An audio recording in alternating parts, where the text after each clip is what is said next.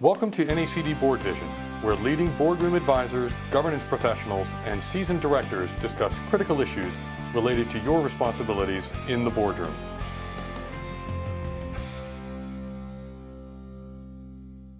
Welcome to NACD's BoardVision. I'm Peter Gleason, Managing Director and Chief Financial Officer of the National Association of Corporate Directors. In today's episode, we'll be discussing the role of the board as company spokesperson.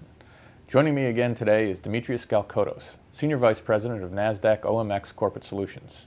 Demo, it's great to have you with us again. Thanks, Peter. It's great to be here. Historically, investors and the general public did not hear much from the company's board of directors. The company spoke with one voice, and that voice was management. In recent years, however, it's become more common to hear a director speaking to the media or to investors. Expectations have changed a lot in recent years, Peter, and I think it has a lot to do with the increased focus on transparency and disclosure. Regulations certainly have something to do with that, but it goes so far beyond something like Sarbanes-Oxley and Dodd-Frank. There's just so much more communication in our lives and in business than there ever was before. And as part of that trend, there has been an increased demand on the part of shareholders and the media to hear from the board. I think that current business culture and new pressures that stem from it are the main reasons we're hearing from board members more often. I'm sure you'll agree that another factor here is the increasing perception of boards as independent from management. Over the past decade, we've seen a dramatic rise in the independence of boards, board committees, and board leaders. Today, in part due to stock listing standards and also leading practice recommendations from NACD and others, virtually all public companies have a majority of independent directors, all independent key committees, and an independent board leader, whether that be a lead director or an independent chair. All these trends create a substantive difference between the board and management that wasn't as clear a generation ago. But here's the crucial question. How do you see it benefits the company when the board exercises this external voice? Certainly there are some risks to the scenario. For decades, companies limited the public exposure of their boards with reason.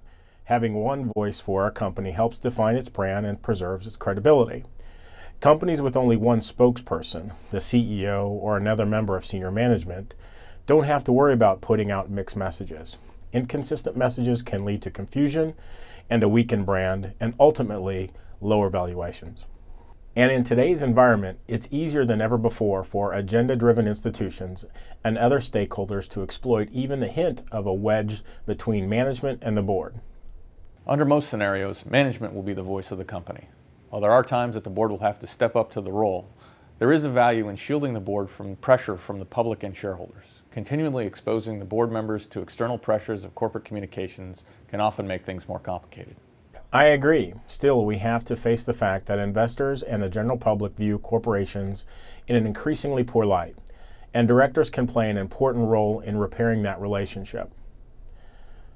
Boards are often in a better position to address investor concerns or defend company strategy because they offer a broader perspective than management.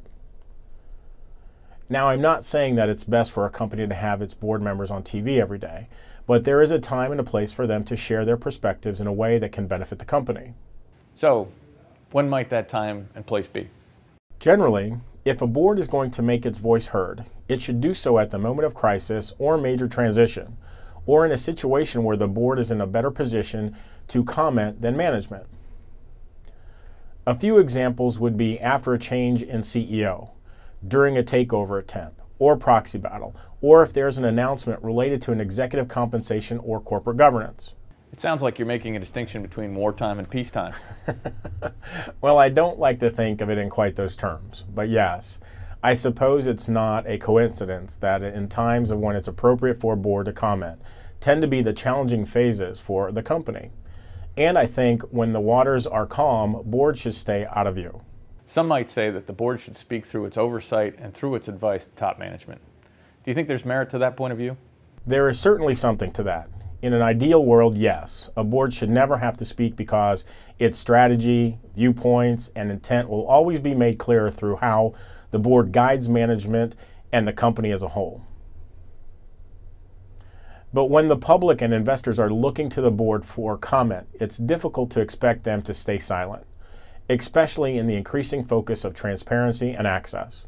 But when the public and investors are looking for the board to comment, it's difficult to expect them to stay silent, especially with the increased focus on transparency and access. Whether or not a board speaks really depends on the culture and the brand of the company and the personality of the board itself. When choosing a spokesperson for the board, the first person that comes to mind is the chair.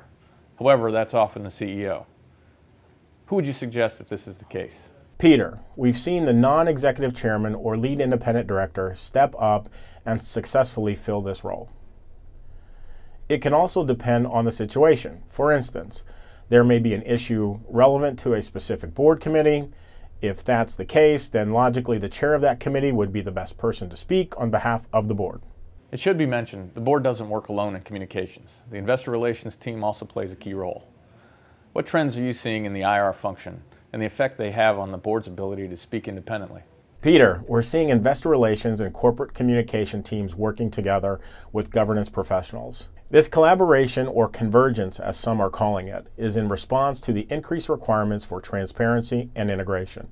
Of course, when board members act in a spokesperson role, they should always have an independent voice. However, a company that has done an effective job with convergence communications can do a better job at developing and sharing messaging, and it is better positioned to have the board member speak to the public.